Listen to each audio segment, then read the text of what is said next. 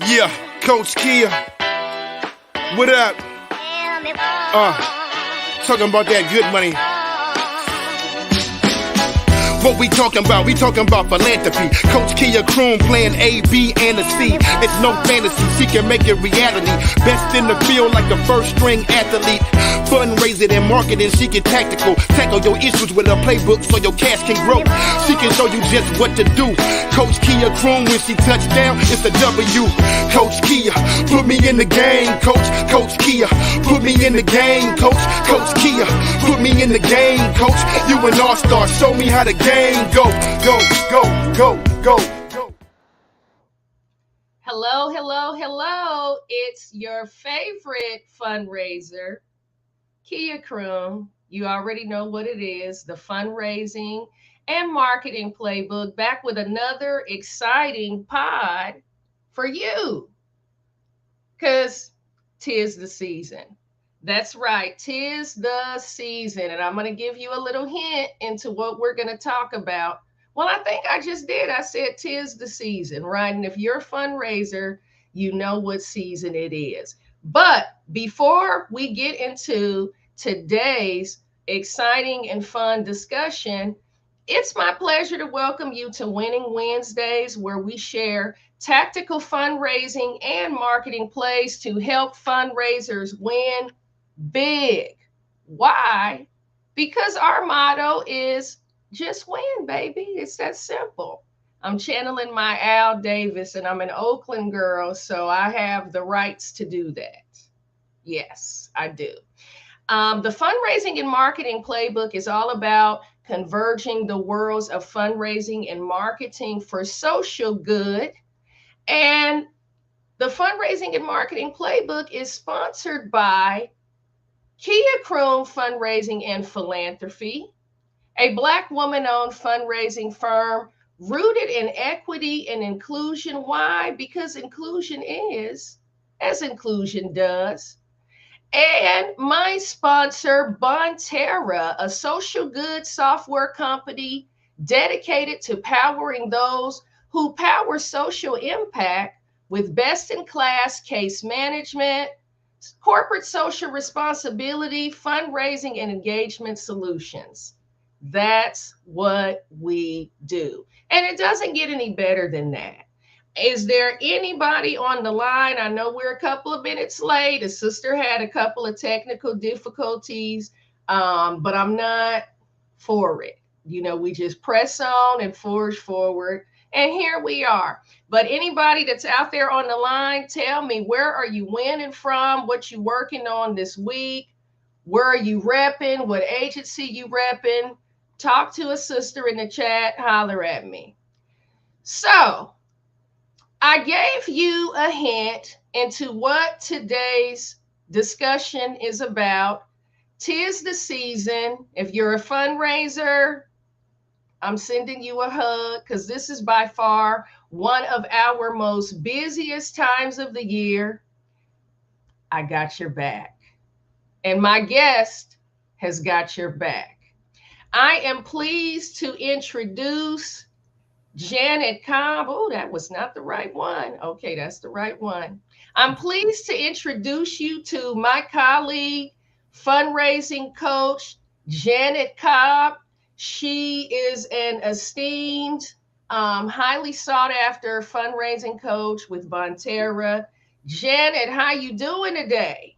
Good. How are you, Kia? Good. Thank you for joining us on the fundraising and marketing playbook. I got one question for you, Janet. You ready? I'm ready. What's the play? You're on the mic. What's the play?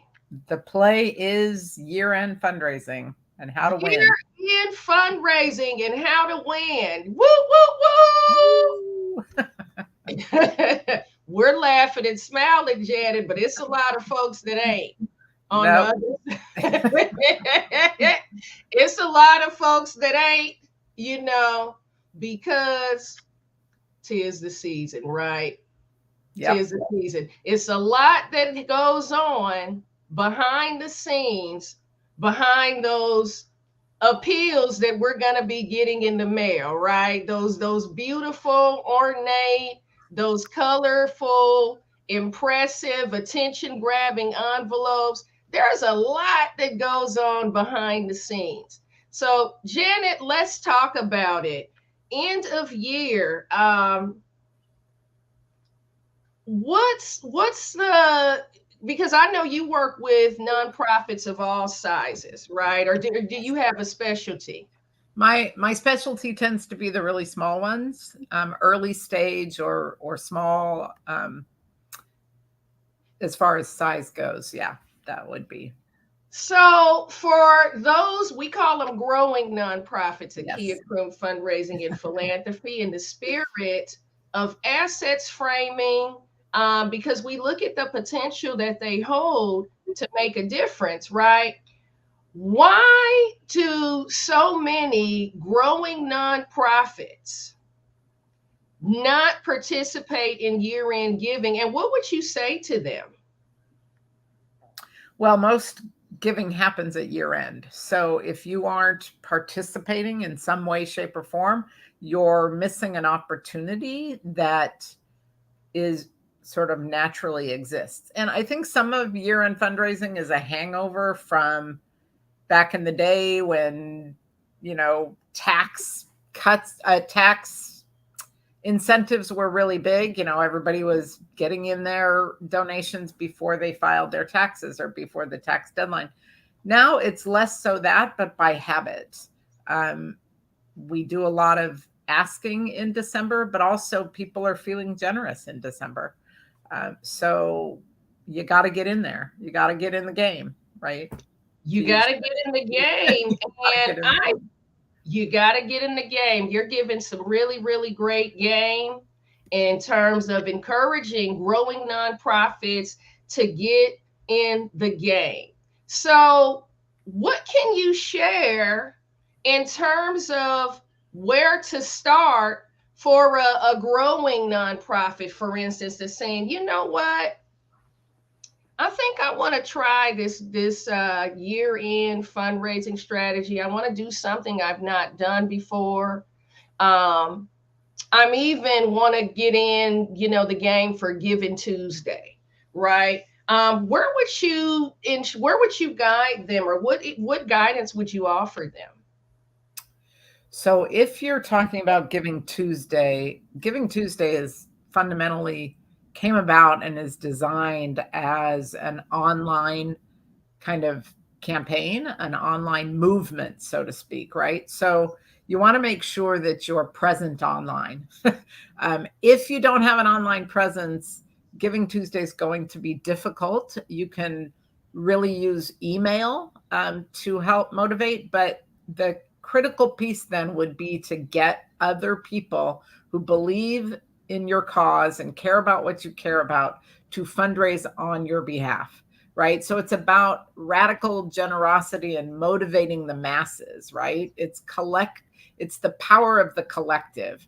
To me, that's what Giving Tuesday's about. It's not necessarily, Giving Tuesday, just because it's Giving Tuesday, isn't the motivating factor. It's the power of the collective coming together for a good cause.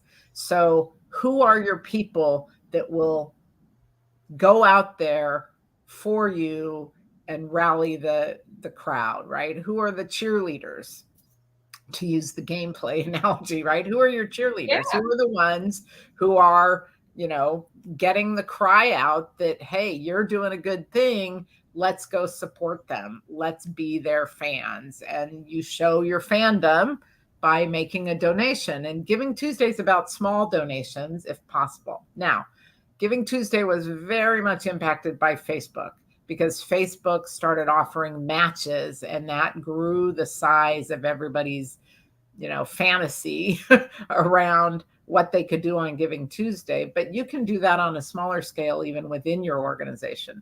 Your board could come together and everybody chip in to say, hey, we're going to if you raise $1,500, we'll give you $1,500, right? So the matching idea can be very powerful on Giving Tuesday, and the get your cheerleaders out there everybody can raise some money. It's not about one person doing everything. It's about everyone doing something. I agree. And what I would add to that, Janet, is for those growing organizations, even for mid and large size organizations, well, especially for growing organizations, I think that a lot of us, and I'm thinking back to my early days in fundraising, right? As a younger, savvy um, fundraiser, I was under the misnomer that you've got to have these sophisticated, high dollar collateral, in order to get noticed. Right now, there's some direct marketers listening. They're saying, "Yeah, Kia, you do." Right. Yes. I would argue that for growing organizations that are establishing and building a donor base, right? I'm not so sure that you've got to invest in, these super sophisticated collaterals. I've done things with form letters, for instance, right? And I'm not just talking about a form letter. If you can dress it up or add a collateral, I'm working with an organization that's in the housing space and has a housing development under the way in Prince William County, Virginia. And we're doing what we can to using QR codes to give donors and prospective donors a snapshot of what an apartment looks like, right? This organization is in the business of providing supportive housing, permanent supportive housing for medically fragile individuals, folks that have been experiencing chronic homelessness. They are a faiths organization. Well, they're community based, but they have a strong support network and roots in the faiths community, right? And I'm just going to be honest. We're not spending, gazillions of dollars on end of year appeals, right? Um, what we are doing is sharing incredible stories of impact, Right. right? We're sharing incredible stories of impact that show what the promise of the organization is able to accomplish due to the generosity it receives, right, from Right. its donor base.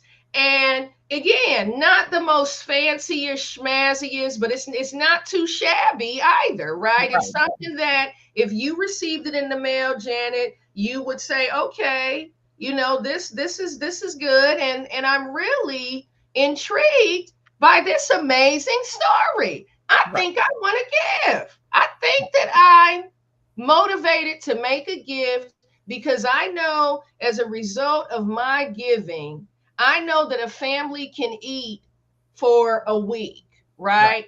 I know that someone who was at risk of becoming homeless, experiencing homelessness, is gonna receive some funding to help them remain housed, right? They're going to receive, a cash infusion paid to their landlord, their utility bills paid to help ensure this household does not become a part of the existing population of folks experiencing homelessness, right?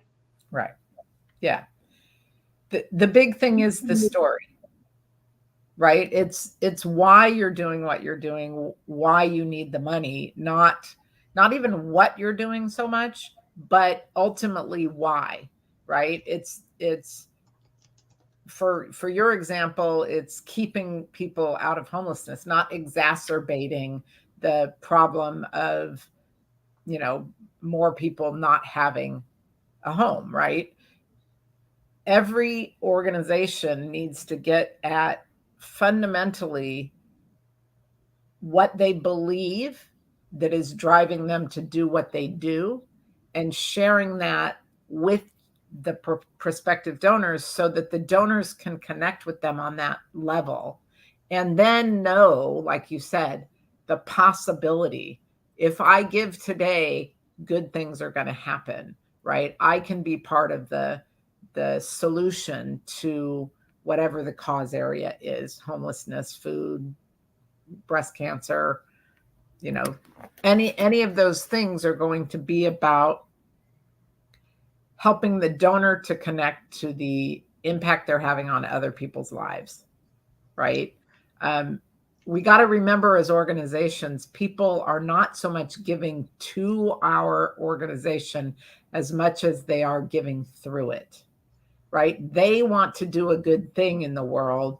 They see that if I give my money to you, that good thing is going to happen, right? Because you're doing the work that I can't do, right? So, but it's the end result that is what drives them, not your budget, right? You don't want to say, "Oh, help us hit our budget." What? Right. But plan better, budget better. Right. If but if Right. you're saying, "Help us do this wonderful positive thing in the world," together we can create the vision that we share, right? It's because Right. individuals have a vision for the world and their own personal mission. So our communications should be helping them see how we're helping them meet their goal, not how they're helping us meet our goal. I love this because one of the things that I'm really clear about, it doesn't matter what fundraising strategy we're talking about, but I think this is true, especially for direct mail fundraising, or white mail fundraising, as some organizations call it, aka appeal campaigns, whether they are direct mail, whether they're digital, is this notion of a partnership with donors, right? Where your donors are partners in addressing some kind of challenge, some kind of social challenge, right? There, where there's a missional alignment between, if this is a deep value to them, right? And it's aligned with your mission as an organization. Are you activating your donors as partners, right?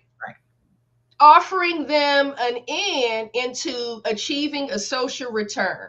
That's how I honestly look at it. And thank you for lifting up that point, because so often in organizations we convey needs from, our vantage point, and you're right, it's not about that, right? We've been taught, and I know you'll appreciate this, Janet, donor centric language, right? Yes. Right. That donor centric language. And I would argue that donor centric language really should be about this partnership, right? And what would you add to that? Yeah, the way I like to think about donor centric language is, you don't have to make the donor the ultimate hero. And we all know this issue, white saviorism that's Oh yeah. Oh plagues our industry, right? oh yeah. Rex We don't have have to do that, right? What we have to do is help every person reading our communications or hearing us, help them find themselves in the bigger story. If I can't relate to what you're saying, if you're not bringing me in a way that I know I can be part of it and I can relate to whatever cause area you're talking about, then you're not going to catch me, right? If we put it in football language or whatever, right? if you're all wearing green and gold and I'm wearing blue and orange, we're speaking different languages, right? I can't find myself in a sea of, you know, green and gold if I'm wearing blue and orange, right? So how are we helping people to see, one, we're all playing the same game, right? But Yeah. but where are they in the story? Right. Right? What emotions do they share with the people who are being served? Right? That is what to me is donor centric language. I have to find myself in your storytelling. It's like a good movie or a good book. The thing about a good movie or a good book is that it takes universal feelings and demonstrates them through a very personal story, so that my personhood connects to that person, and then we go back to the universal feelings, right? So our storytelling needs to do the same thing. We're connecting the donor to the people being helped in a way that we see we're all in this together. Absolutely. And you touched on something that I'm particularly keen on not doing and encouraging organizations not to do it. It's the hyperbole and I listen, I've worked at organizations that did this and even participated in some of this foolishness before I knew better, right? It didn't feel right. Well, before I found my voice, let me say that, right? Because I knew better, but before I found my voice to clap back against that. And that's the hyperbole associated with the white saviorism, right? What are we talking about, Janet? We're talking about the commercials that usually air between 1 in the morning and 5, where you've got the white woman in Africa somewhere, and you've got the emaciated kids with flies on them. You've got, I mean, am I kidding, Janet? Am I putting dubs on this? Right. No, I'm not. This has happened. Yeah. It also comes in our mailboxes. I've gotten them in my mailbox before, where you've got the white male, usually it's a white woman that I see doing this, giving a hand up to an Indian child, or holding an Indian, baby, or a black child. I've seen some pretty dastardly things. I've seen appeals that relegate, suggest that a young black boy, if we don't receive a gift from you, he's bound to go to jail. Right? No. Flag on the play. Right. Flag on the play.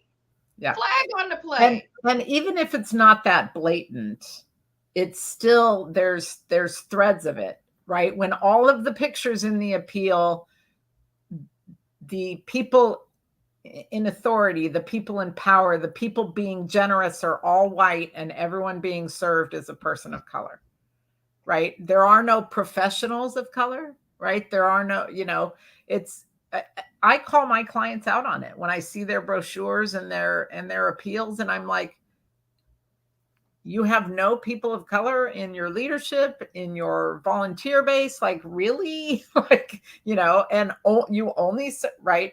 It's always this power dynamic, right? And we default to those things, even if we aren't like going the full, flies on the children route.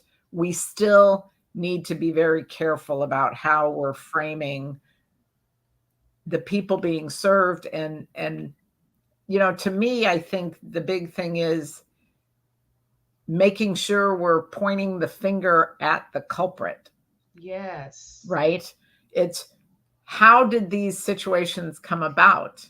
Right. It wasn't at the fault of the people who are in need of the services, right? It's the historic systemic racism. It's the structures that exclude people intentionally. It's the generations of broken well, no, they're not broken. They're systems that were designed to do this, right? Yeah, But we're fighting those systems, and we need to, in our language, we need to make sure that we're not perpetuating those systems and those stereotypes and those narratives, and calling on the people who are receiving our appeals or hearing our videos or whatever to stand up against that, right? To be in the fight with us, but white people aren't the only ones fighting these systems, and usually they're the last ones fighting these systems, right? Weird. I should put myself there. I'm white, right? But yeah, we've got to break all of that down. We have to, though, in fundraising, we have to be able to show there is a need. right. Right? Because if everything's hunky dory, if everybody's wonderful, you don't need my money. Right?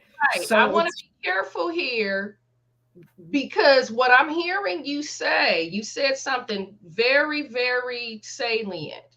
And I couldn't have said it better. And I thank you as a white woman for acknowledging it and saying it, right?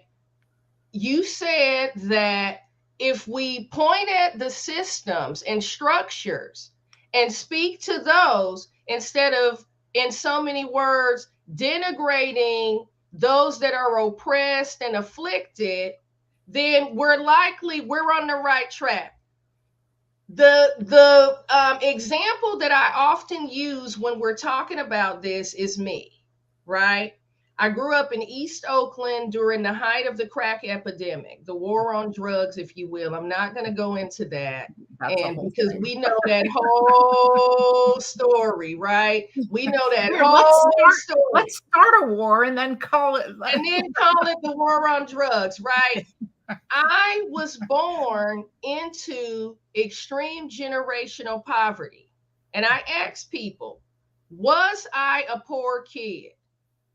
I don't believe that I was. I don't believe that there's a such thing as a poor child. I believe that there are very poor systems that allow perpetual poverty, protracted poverty, systems of oppression that continue to perpetuate harms on Black and Brown people, right? So when I'm talking about poverty, I'm talking about systemic inequity because that's what it is. It's a systemic inequity resulting from a system, a structure that we call racism, institutional structural racism. Now, there's a way to talk about that without presenting me in the least aggrandizing of terms, right? I don't have to be, oh, woe is me, poor little Kia, with tattered jeans and a snotty nose for somebody to understand the need. What I'm a proponent of and what you're a proponent of, and calling out customers and such, clients and such, is these assets framed narrative. Research has proven that we can speak to the need in these appeals for end of year or any other time, but speaking to people's assets and their hopes and dreams. So you had little Kia from East Oakland, pigtails, barrettes, and the promise of what my future holds. I wanted to be an attorney, right? So instead of talking about, how poor and destitute I am and how poor and destitute my family is, right? Why not center on that inequity and the in spite of, Kia has dreams and aspirations to become an attorney and fight the inequities that have resulted in the conditions that are marginalizing communities of color, right? There's a case to be made for that, and thank you for bringing that up. No, we don't have to castigate folks in the poorest of terms and paint the worst case scenario in order to effectively fundraise. Right. Absolutely. You can talk about how every child is born with potential and dreams, and how are those dreams and that potential being denied, being, ripped out of them, right? In so many ways because of the systems that exist, right? What's keeping people in those circles?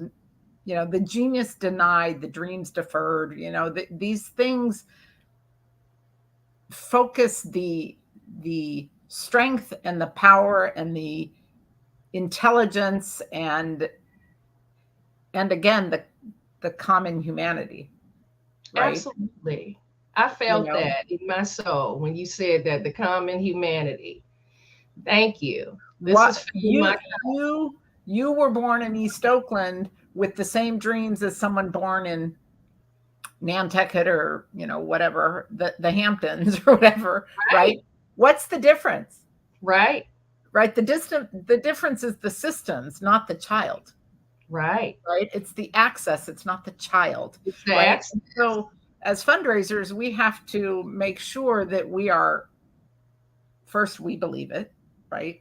Like we have to believe it with our whole being and our whole soul so that we don't fall into the language that leaves people believing that people of color or people in poverty or people in homelessness or people addicted to drugs or people with mental illness are somehow less than, that No, somehow it's their absolutely. fault, right? I Absolutely. think even, you know, I think of people on the street who are holding signs asking for money, and people are like, oh, that's a scam. And I stop myself and I say, but what happened in their life that they thought this was the best way for them to make a living?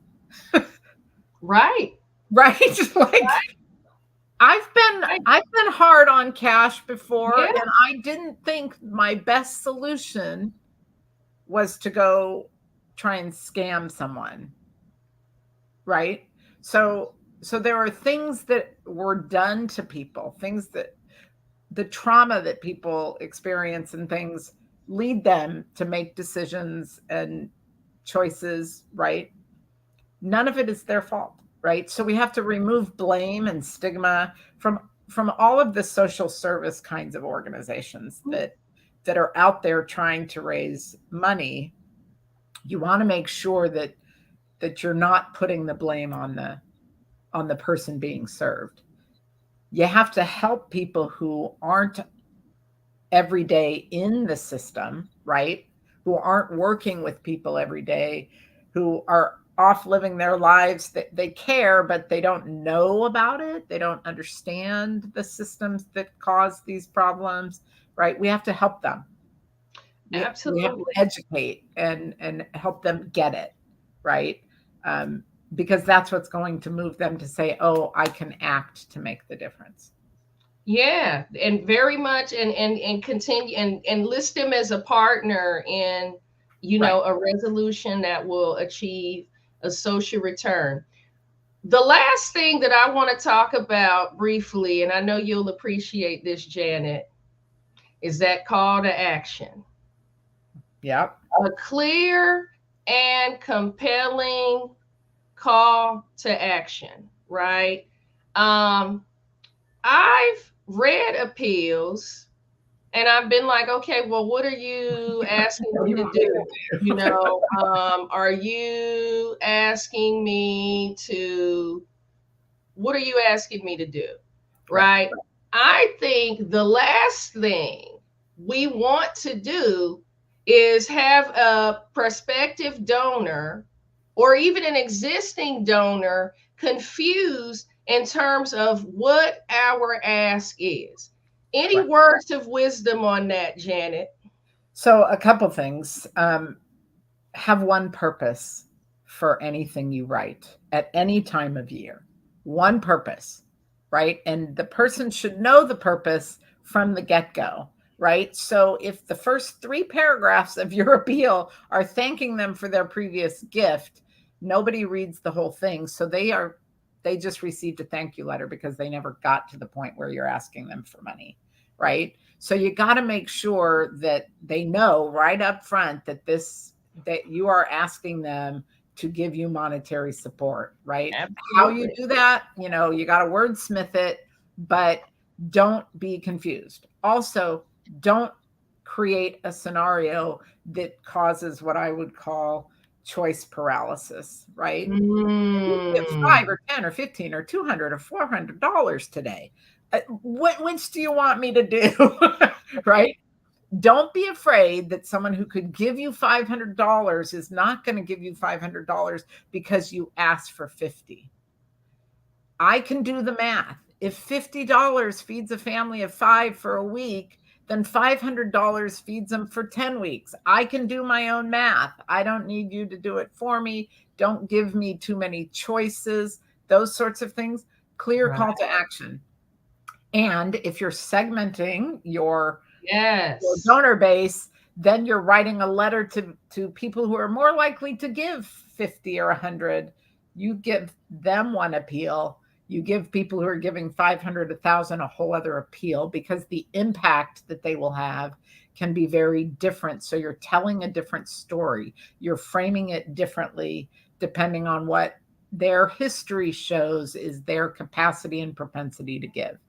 Yes. The other thing I would say is that you want to make sure that you are not,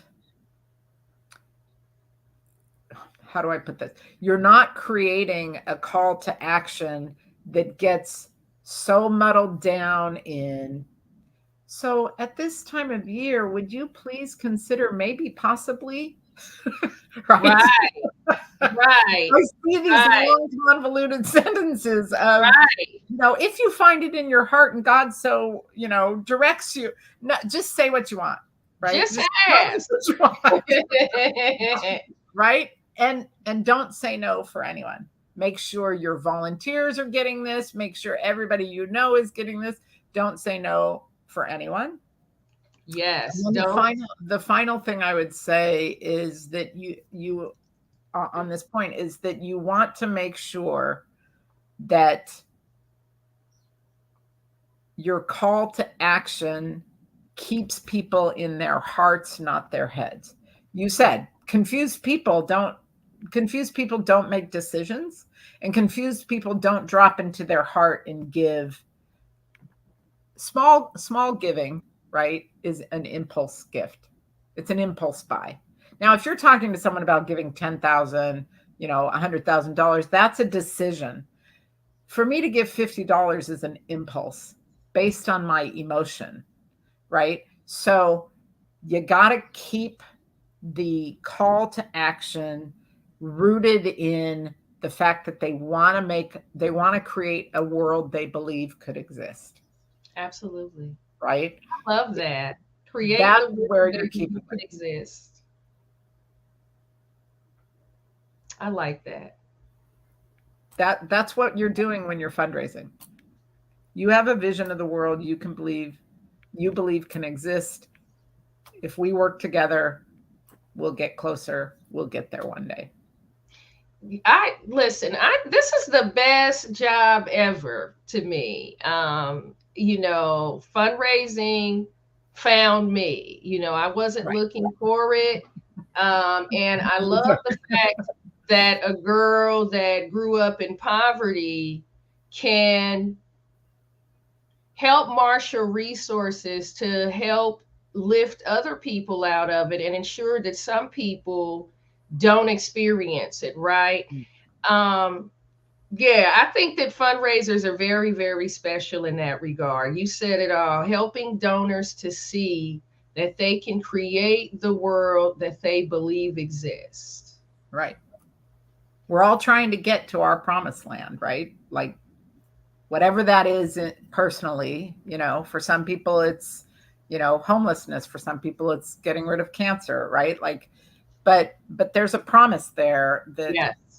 that people have in their hearts, and our job as fundraisers is to help them articulate that sometimes, and Oh, then absolutely. give them a way to get there.